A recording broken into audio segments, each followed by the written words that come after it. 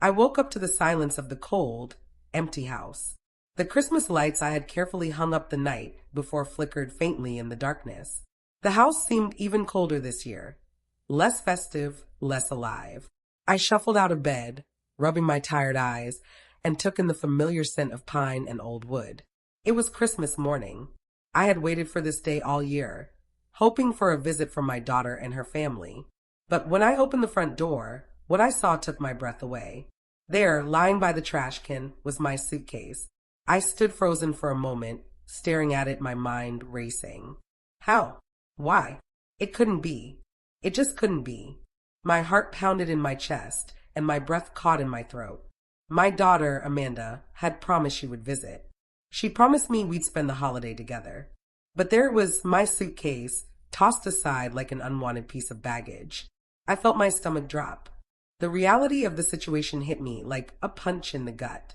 This wasn't some mistake. This wasn't a simple misunderstanding. No, this was betrayal. I stumbled forward and picked up the suitcase, my hands trembling. It was still packed the way I had arranged it, as if I had been preparing to leave. Only, I wasn't the one who had left. I wasn't the one who had chosen this. Why was it out here? Why had they left me like this? I could barely breathe as my thoughts swirled in chaos. I remembered the last time I saw Amanda. She had kissed me goodbye, her smile bright, but there was something in her eyes, a flicker of impatience of something unsaid. I had pushed it out of my mind, convincing myself that everything was fine, that this Christmas would be different, that I would finally get the love and attention I'd been waiting for. But it was clear now. My hopes had been crushed. I clutched the suitcase to my chest as if it could protect me from the hurt. I wanted to scream, to throw it all away, but I couldn't. I stood there in the cold, the silence pressing in on me like a weight. I had been so loyal to them, so dedicated to my family. I had sacrificed so much, and for what? The tears started to fall, but I wiped them away quickly. I wasn't going to let myself fall apart, not yet. I walked back inside, feeling the walls close in around me. I didn't know where to go from here. I didn't know what to do. But one thing was clear. I couldn't stay here and pretend everything was fine. I had given them everything, my love, my time, my support. And now, all of it had been thrown away. But I wasn't going to let this be the end of my story. I needed answers. I needed to confront Amanda. I needed to know why. So, with the suitcase still in my hands, I made a decision. I wasn't going to sit here and wait to be discarded. I would find out the truth, no matter what it took. I had been loyal, but now it was time to be loyal to myself. I sat in my living room, the suitcase still sitting next to me. The weight of it felt heavier than I could have ever imagined. My mind drifted back to the years I had spent pouring everything I had into my daughter, Amanda, and her husband, Greg.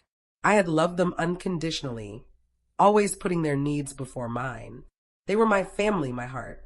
I had done everything for them, never once questioning if it was enough, or if they even appreciated it. I remembered the first time Amanda introduced Greg to me. She was so in love, so sure. "Mom, this is the man I'm going to marry," she had said, beaming with joy. I looked at Greg, and there was something about him that made me pause. A quiet arrogance, maybe, or just a sense that he wasn't fully invested in her. But I pushed it aside. It was her life, after all. She had made her choice, and I respected it. The years went by. I helped them move into their first apartment, watched them struggle and fight, and then later, celebrated with them when they bought their house. I helped with the grandkids, stayed up late sewing clothes for them, and supported Amanda through every challenge. But somewhere along the way, I began to feel like I was fading into the background, as if I was just a helper in their lives, not a part of it. I ignored it. I ignored my needs, my desires, my dreams, everything for the sake of their happiness. I convinced myself that being a good mother and grandmother meant sacrificing my own happiness. After all, that's what you do, right? You give and give, expecting nothing in return, just hoping that one day, when you need them, they'll be there for you. The last few months had been a blur. I had grown sick, the kind of sickness that made me realize just how fragile my body was becoming. I couldn't keep up with my usual routine of taking care of everyone else. When I called Amanda to tell her how much I needed her, she promised she'd come. She promised she'd be there for Christmas. "I'll be there, Mom," she'd said, her voice full of warmth. "We'll have the best Christmas yet." But now, here I was, staring at the suitcase she'd left behind. I could almost hear her words echoing in my ears. "We'll have the best Christmas yet." The truth was starting to settle in, like a heavy fog that wouldn't lift. Amanda had lied to me. She hadn't just failed to show up, she had made a conscious choice to discard me. A cold, calculated decision to leave me alone, forgotten in my own home. I felt sick to my stomach, not just from the betrayal, but from the realization that I had allowed this to happen. I had been so focused on being there for them that I had completely neglected myself. I had let them take and take without ever asking for anything in return. The love I had given them had been unconditional, but it wasn't mutual. They had taken me for granted. Amanda had taken me for granted. And now I was sitting here, holding on to a suitcase by the trash, wondering if I had ever really mattered to them. The tears came then, unbidden. I didn't try to stop them. I let them fall freely because for the first time in a long while, I was acknowledging my own pain. The truth was too hard to swallow, but I had to face it. They didn't care. Not the way I had hoped, not the way I had believed. I wiped my eyes, stood up, and looked around the room. It had once been full of life. Amanda's laughter, the grandkids running through the halls, the smell of Christmas dinners in the oven. Now it felt empty, hollow. I closed my eyes and took a deep breath, the weight of everything settling deeper inside me. This wasn't just about the betrayal. It was about me and the realization that I had spent so much of my life giving to others that I had forgotten how to give to myself. The suitcase wasn't just a symbol of their abandonment. It was a symbol of my own neglect. But no more. I couldn't keep living like this. I couldn't keep letting them take from me without ever stopping to ask if I was okay. I had to change. For myself. And maybe, just maybe, I'd find the strength to stop letting them control my happiness. It was time to finally ask myself, what do I want? I couldn't sit still. The suitcase, still sitting by the trash outside, kept taunting me. It was like a cruel reminder of everything that had gone wrong. How had it come to this? How had I allowed myself to be pushed aside like an old, worn-out jacket, discarded in the cold? I could feel the anger bubbling up inside me, but there was also sadness. A deep, aching sadness that made it hard to breathe. My chest felt tight, my heart heavy. I thought of the years I had spent putting my family first. Every Christmas, every birthday, every little moment in between, I had sacrificed for them. And now this? The betrayal was too much to process all at once. I had spent my entire life making sure they had everything, yet here I was, alone, rejected and heartbroken. I paced back and forth in the living room, trying to make sense of it all. But the more I thought about it, the more the confusion set in. Why had Amanda done this? I had always been there for her. Always. So why had she turned her back on me? I stopped pacing, my hands pressed against the cold window. The snow outside blurred in the distance, and for a moment, I just stared at it. Everything felt far away. My old life, my old self. It felt like I was in the middle of a storm, being tossed around, unable to find solid ground. I didn't know who I was anymore. Was I just a mother to her? Someone to be relied on and then discarded? Was that all I would ever be?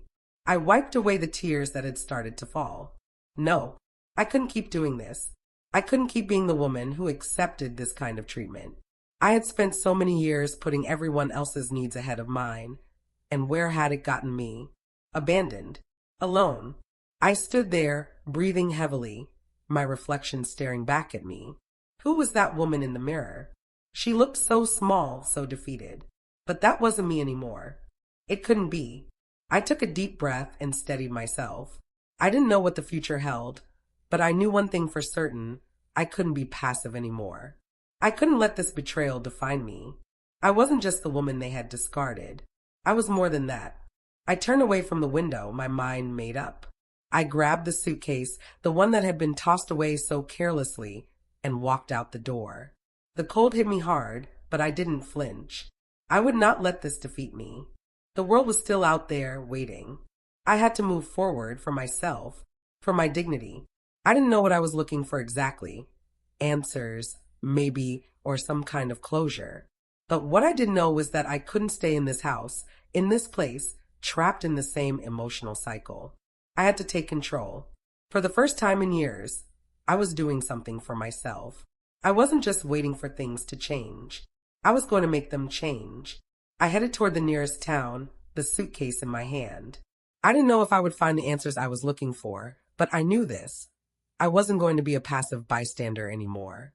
I would no longer let others dictate my worth. The road stretched out in front of me, and for the first time in a long time, I felt a flicker of hope. It was small, but it was there. I was taking the first step toward finding the woman I had lost along the way. And this time, I pulled into the small town, the familiar sights of old shops and snow-covered streets stirring something inside me. This was my home. I had lived here most of my life, watched it grow, and even though I had distanced myself from it over the years, something about being here still made me feel connected. The town felt like a safe place, a quiet reminder of who I had been before everything had fallen apart. I parked the car in front of a little cafe, the one I used to visit with friends when I was younger. As I stepped out, the cold air hit me, but it was a different kind of cold. One I could handle, one that made me feel like I was starting fresh. I walked into the cafe, and as soon as the door chimed, I saw her. Margaret. Claire's voice was warm, familiar, and comforting. I hadn't seen her in years, but she still had that same inviting smile. Claire had always been there, even when the rest of the world felt distant. We hadn't spoken much in recent years. Life had gotten in the way, as it always does, but there was something about her that made me feel like no time had passed. Well, well, well, she said, giving me a tight hug. It's been too long. What's going on? You look like you've been through a storm. Her voice softened as she pulled back, studying my face. I didn't have the words at first. It felt like everything was crashing down on me all at once. The pain, the betrayal, the confusion, it was all too much. But I knew I had to say something. I needed to talk, to let it out. I don't know where to start, Claire, I said, sitting down across from her. It's my daughter, Amanda. She left me. She sent me away without so much as a word. I don't know what happened. Claire's expression softened, her eyes filled with concern. She had always been a good listener. Tell me what happened, she said, her voice gentle but firm. And so I did. I told her everything, from the promises Amanda had made, to the way I had always been there for her, to the shock of finding my suitcase by the trash. As I spoke, the weight of the words felt like a release. I hadn't realized how much I had been holding back until now. When I finished, Claire didn't say anything right away. She just sat there, letting the silence stretch out between us. Then, finally, she spoke, her voice low and thoughtful. Margaret, she began, I'm so sorry you're going through this, but I think there's something you need to understand. This isn't just about you. It's not a personal attack. Amanda, she's dealing with her own stuff. I can see it. She's been living in a world where everyone has expectations of her, where she's always been the one who has to measure up, who has to be perfect. And I think she's projecting that onto you. I looked at her confused. What do you mean? How does that make sense? Claire took a deep breath, her eyes distant for a moment, as if thinking carefully before she spoke. Amanda's scared, Margaret. She's terrified of not being enough. And somewhere along the way, she convinced herself that her worth depends on what others think of her. It's easier for her to push you away than to admit that she's struggling. She's afraid of disappointing you, afraid that you'll think she's not living up to your expectations, even though you've never asked her to be perfect. It's not about you. It's about her fears, her insecurities. I sat back, stunned by her words. My heart ached as I tried to process them. I had spent so many years giving, loving, sacrificing, and all this time I thought I was the one failing, that it was something I had done wrong. But Claire was right. This wasn't my fault. Amanda had been projecting her own fears onto me, fears that I had never even known existed. As I thought about it, the anger inside me started to fade, replaced by a kind of sorrow, not for myself, but for Amanda, for the woman she had become, so trapped in her own fears that she couldn't even reach out to the one person who had always been there for her.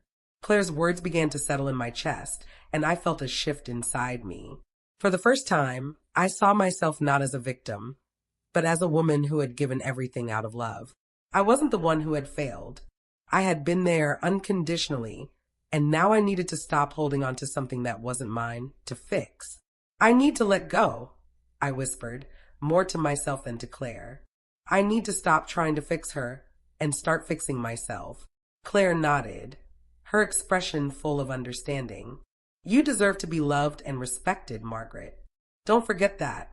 You've spent so much time caring for others. Now, it's time for you to care for yourself. I looked at her, a small smile tugging at the corners of my mouth. I had spent so many years trying to be everything for everyone else. But now I realized it was time to be everything for me. For the first time in a long while, I felt something deep within me stir, a flicker of hope. I wasn't just a mother, a victim, or someone to be discarded. I was a woman worthy of love, respect, and happiness, and I was finally starting to see it. Thank you, Claire, I said quietly, my voice thick with emotion. You've helped me see something I've been too afraid to admit. It's time to stop being afraid. I stood up, the weight of the past beginning to lift off my shoulders. I wasn't just moving on from the betrayal. I was moving towards something new. And this time, I was doing it for myself. It was a few days after my conversation with Claire when the letter came. I hadn't expected it. Amanda hadn't called, hadn't reached out, hadn't even sent a text. But here it was, sitting in my mailbox, its plain white envelope stark against the winter's chill. The handwriting was unmistakable, my daughter's familiar looping letters, now forever tied to a memory of betrayal. I hesitated for a moment before tearing it open. As I read the words, my heart twisted. Mom, I know I've hurt you. I don't even know where to start. I made a terrible mistake, and I can't undo it. Please, I'm asking for your forgiveness. I need you. Please come back. I miss you. Love, Amanda. I stared at the letter for what felt like hours, the words blurring in and out of focus as tears welled up in my eyes. The ache in my chest wasn't just from the words, but from everything they represented. This was it. The moment I had been waiting for. The opportunity to finally mend the rift between us, to let the past go and rebuild the life we once had. The life I had always imagined for us.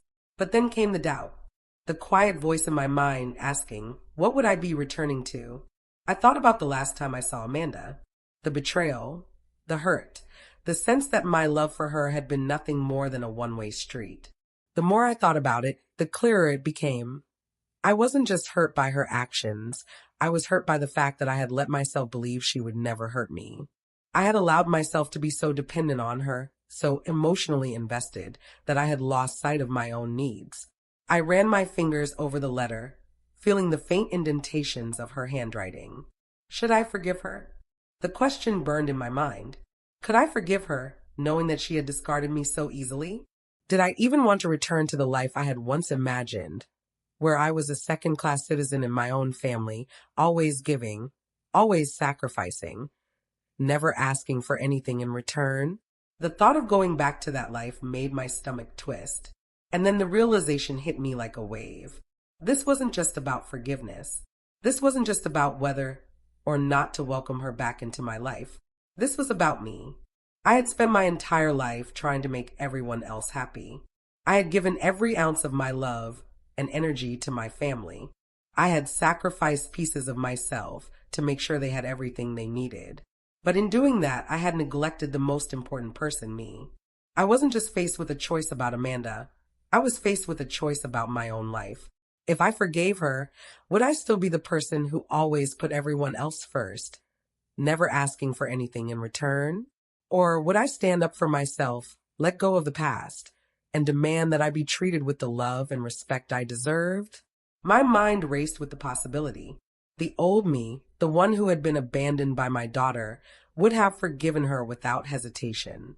I would have accepted her back with open arms, ignoring the years of hurt and the emotional toll it had taken on me. But that woman, the one who had given everything without asking for anything in return, wasn't who I was anymore. No, I had worked too hard to get to this point, to find my own strength and voice. I wasn't going to let the same cycle repeat itself. I wasn't going to throw away the progress I had made, just to appease someone else. I took a deep breath, feeling a quiet resolve settle within me. The letter, the plea for forgiveness, it wasn't a test of my love for Amanda. It was a test of my love for myself. I realized now that I couldn't keep sacrificing my own happiness for the sake of others. I had spent so many years thinking that love meant giving up everything for the people you care about. But that wasn't love, that was martyrdom. I set the letter down on the table, my hands shaking slightly. It wasn't that I didn't love Amanda anymore. It was that I loved myself too. I loved the woman I was becoming, the woman who was learning to put herself first to recognize her own worth. I didn't know what the future held, or if Amanda and I would ever have the kind of relationship I had once dreamed of. But what I did know was that I couldn't go back to being the woman I was before, the one who constantly allowed herself to be used, to be hurt. The choice wasn't just about forgiveness, it was about taking control of my own life. I wasn't going to let anyone, even my daughter, dictate my worth. I had to stand tall, to honor my own journey, my own healing. With trembling hands, I folded the letter and placed it carefully in the drawer, locking it away with the past. I wasn't sure what the future held for Amanda and me, but one thing was certain. I would no longer be a passive participant in my own life. I had finally learned that forgiveness starts with me, and it had to begin with my own healing. For the first time in years, I felt at peace. I didn't look back. Not once. After putting the letter away, I told myself it was over. I was done being tethered to the past, to the memories of the woman I used to be, the woman who sacrificed everything for a family that couldn't see her. I had made my decision. I wasn't going to waste any more energy on what was lost. Instead, I started to focus on what was ahead, the new life I was building for myself. But sometimes, life has a way of throwing things back in your face, forcing you to confront what you thought you had moved past. It didn't take long for me to realize that my daughter's betrayal wasn't the end of it. It was just the beginning.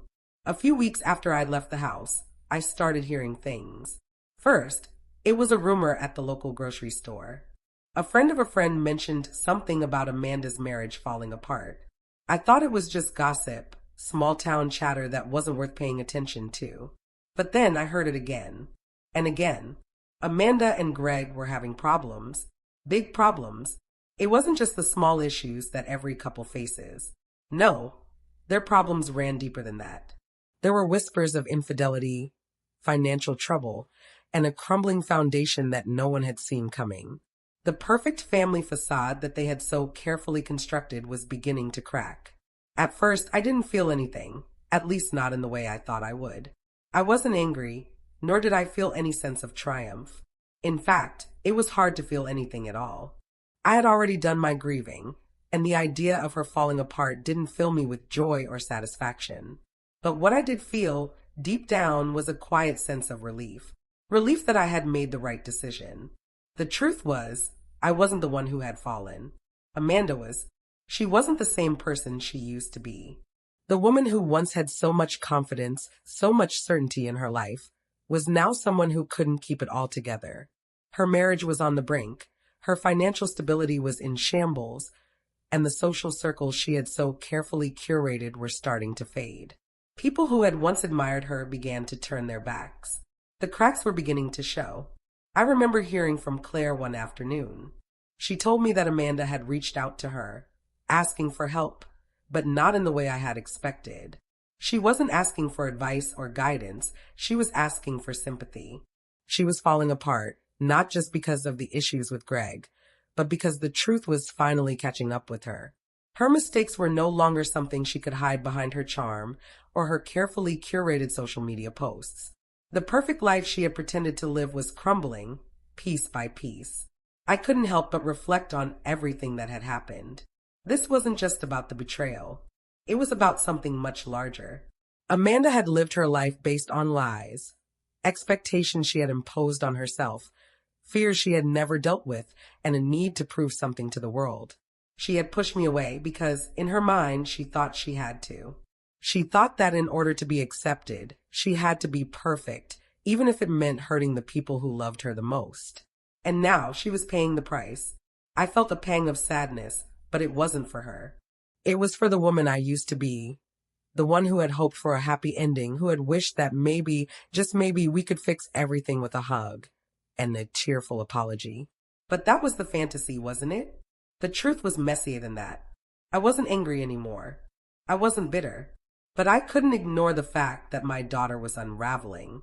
Watching it happen, I realized how much of this was tied to her own choices. The weight of her mistakes was heavier than anything I could have ever placed on her. She had broken things in her life that no one could fix but her. For the first time in years, I understood something clearly. The consequences of our actions always catch up with us. And no matter how much we try to hide behind excuses, behind the masks we wear, eventually, the truth finds a way to break through. I wasn't the victim anymore.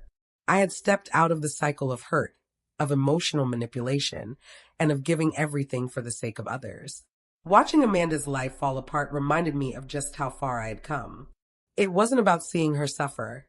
It was about understanding that I didn't need to suffer anymore. Her mistakes were hers to make and hers to deal with. I took a deep breath and looked out the window, the snow gently falling outside. I was finally free. Free from the guilt, the worry, the constant questioning of my worth. My decision to let go of her was hard, but it was the right choice. I had no control over Amanda's life, just as she had no control over mine. And as much as I had wanted to believe I could fix everything, I now knew that the only person I could fix was myself. It had been months since I had made my decision, and with each passing day, the weight of the betrayal seemed to lessen. I had built a new life for myself, one I hadn't realized I needed until I began to walk away from the old one. The house I had rented was small but cozy. It was quiet, peaceful, and mine. The walls were bare, but I wasn't in any hurry to decorate. This wasn't about material things. This was about feeling at home in my own skin. I spent my days taking long walks through the quiet streets of the town, reading books I had never had time for, and even picking up new hobbies. I reconnected with old friends, people who had always been there for me, but I had been too focused on my family to notice. My mornings were spent at the local cafe, drinking coffee and watching the world go by. My afternoons were filled with simple, satisfying tasks, gardening, writing in my journal, or just sitting and thinking. I had never been this at peace before. But despite everything, I still thought about Amanda. She hadn't reached out to me in weeks after that initial plea for forgiveness. I didn't know if it was pride or guilt that kept her from calling, but I wasn't waiting around for her to fix everything. I had learned that much. I had learned that my happiness couldn't depend on anyone else. And then one day the phone rang. I recognized her name on the screen, but I hesitated before answering. My heart raced, but my hands were steady as I picked up the phone. I hadn't heard her voice in so long, and yet it felt like no time had passed at all. "Mom, it's Amanda," she said, her voice softer than I remembered, almost fragile. I didn't know what to expect. I didn't know what she wanted, but I was no longer the woman who would bend over backward to fix things for her. I wasn't angry, but I was no longer eager to return to the old, familiar dynamics of our relationship. "How have you been?" I asked, trying to keep my voice neutral. There was a long pause before she spoke again, her voice shaky. I know I messed up, Mom, and I need to apologize. I've made so many mistakes, and I've been so selfish. I want to fix things. I want to come back. I can't stand the thought of us being like this." I listened carefully, but there was no rush in my heart to forgive her. Instead, there was a quiet certainty that I had found my peace, and I was no longer defined by her actions or her presence in my life. "I hear you, Amanda," I said, keeping my tone calm, almost distant. "But I'm not sure I can go back to the way things were. I've had time to think, and I've learned a lot about myself, about what I need and what I deserve." There was a silence on the other end of the line, followed by a soft sigh. "I understand," she said. "I don't expect things to go back to normal overnight. But I want you to know that I regret everything. I was wrong, and I'm sorry." I felt a pang in my chest. Part of me wanted to reach out, to hold her and tell her that it was okay. But I knew it wasn't. Not yet. Maybe not ever. The woman who had been so willing to forgive, to forget her own pain for the sake of family, was no longer here. The woman who was on the other end of the phone now had learned to put herself first. I said, my voice steady, I've spent so many years giving and giving, hoping that one day it would be enough. But I've learned that it's not about waiting for someone else to fix things. It's about healing on my own terms. There was another long pause before Amanda spoke again. I don't know what to say. I didn't realize how much I hurt you. You didn't realize, I repeated softly. That's the problem. I was always the one holding things together. I was always the one you could count on, but I wasn't taking care of myself. Not really. She didn't respond immediately, and for a moment, I wondered if she was even listening. But then I heard her voice again, softer, almost broken. I'm sorry, Mom. I'm so sorry. I know, I said, but I wasn't sure I could say it enough to make it feel real. But I can't go back. I've moved on. I've learned how to take care of myself. I'm not asking for an apology, I'm asking for peace. And I think I've found that finally. I could hear her breathing on the other end, and I wondered if she was crying. But I wasn't going to be the one to reach out and offer comfort. Not anymore. This was her journey now, not mine. I understand, she said quietly. I really do. I nodded, even though she couldn't see me. Take care of yourself, Amanda. I hope you find what you're looking for. The line went quiet, and then I heard her hang up. I sat there for a long time after the call ended, letting the weight of the conversation settle into my bones. It wasn't the resolution I had imagined. It wasn't the happy ending I had once dreamed of, but it was something better. It was the end of my dependence on her. It was the end of my need for validation. It was the beginning of a new chapter for me, a chapter where I was in control of my life, my happiness, and my peace. I had let go, and in doing so, I had found something more powerful than forgiveness. I had found freedom, and that, I realized, was all I needed. It had been a few months since that conversation with Amanda. I'd learned to live with the silence between us. For so long, I'd craved her approval, her love, her recognition. But I had finally realized that the love I had been searching for was never going to come from her. It had to come from within me. The emptiness I once felt was no longer a weight on my chest. Instead, it was a space for growth, a space that I had filled with new experiences, new people, and new purposes. I had started volunteering at a local shelter, helping other women who had been through their own struggles, their own betrayals. I didn't just listen to their stories. I shared mine too. It was therapeutic, both for them and for me. I saw a reflection of myself in them, the way they had been broken, the way they were slowly rebuilding. Each time I helped someone else, I felt a little more whole.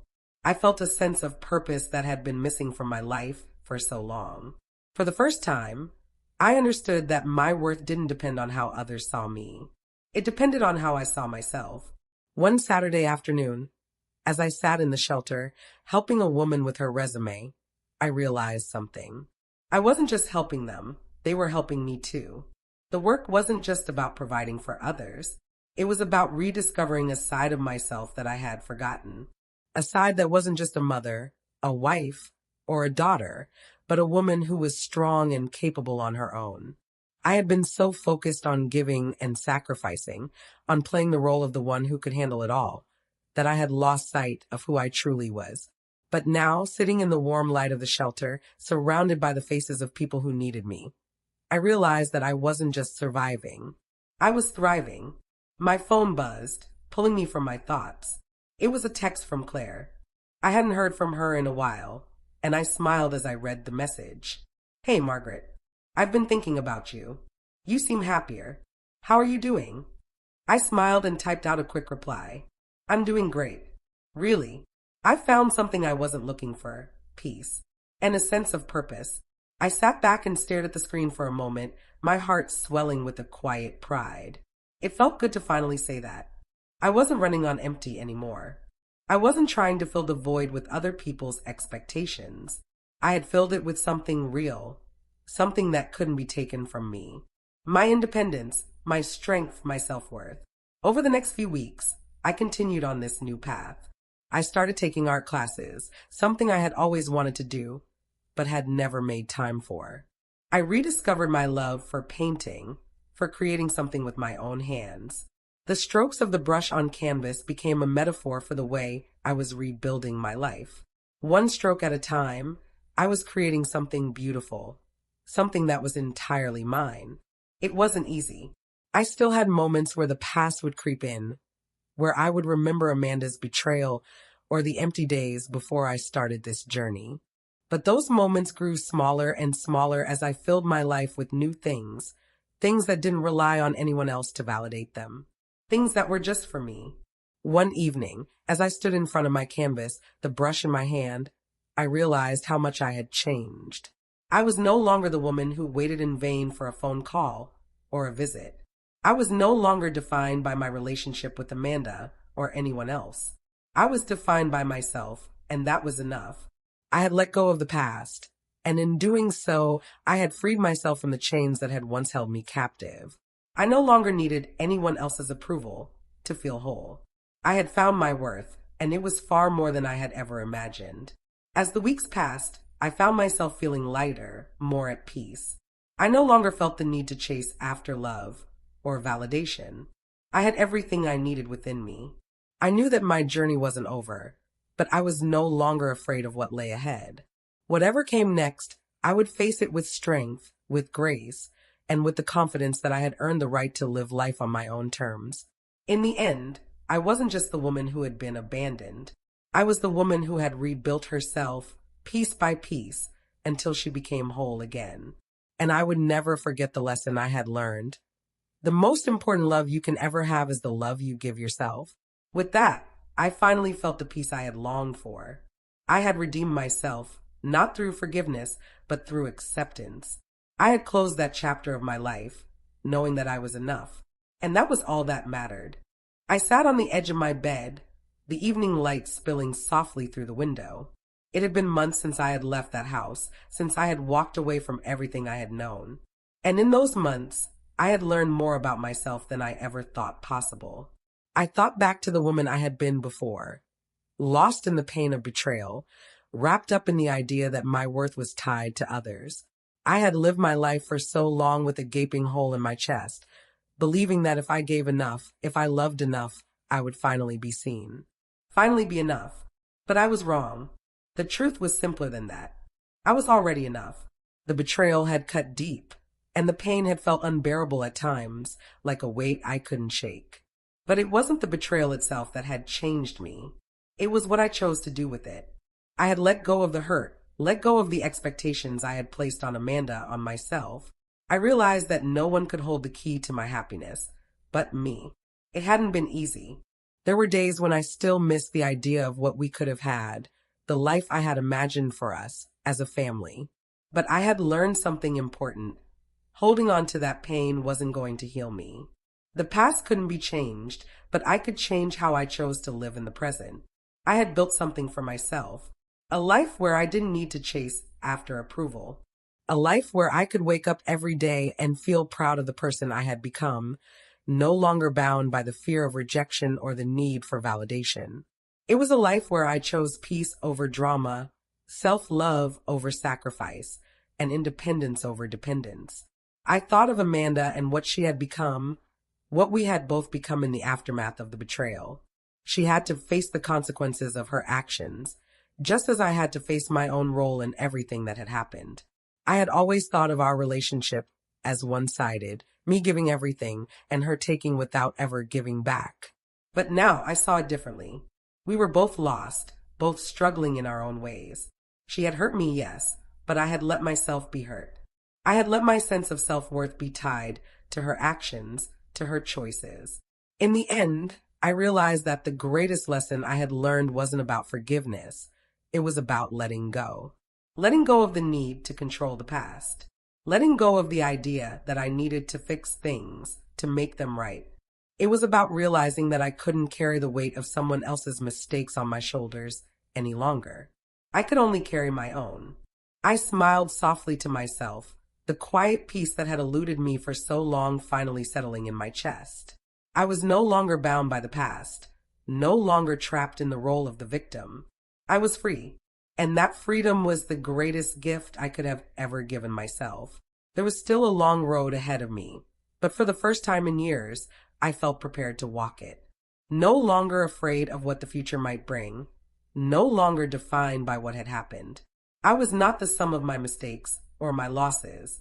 I was the woman I had become, the woman who had learned how to stand tall, how to love herself, and how to let go. I stood up, moving to the window and looking out at the world beyond. The sun was setting, painting the sky in shades of pink and gold. It felt like a new beginning. It felt like freedom. And in that moment, I knew it for sure. I was finally free.